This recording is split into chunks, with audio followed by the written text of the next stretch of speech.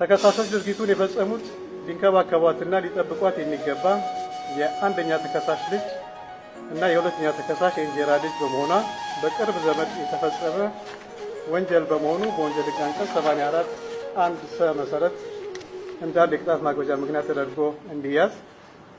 3 ተከሳሾች ድርጊቱን የፈጸሙት ራሷን ከጥቃት መከላከል የማትችል የ11 ዓመት ሕፃን ልጅ ላይ በመሆኑ በወንጀል ሕግ አንቀጽ 84 1 ሰ መሰረት እንደ አንድ ተጨማሪ የቅጣት ማክበጃ ምክንያት ተደርጎ እንዲያዝ። የወንጀል ድርጊት አፈጻጸም ባገናዘበ መልኩ አንደኛና ሁለተኛ ተከሳሾች በሞት ቅጣት እንዲቀጡ ፍርድ ቤቱ በወንጀል ሕግ አንቀጽ 117 እና 375 585 590 እና 539 1 ሀ መሰረት በወንጀለኛ መቅጫ ስነ ስርዓት ቁጥር 149 መሰረት የቅጣት ውሳኔ በሙሉ ድምጽ ሰጥቷል።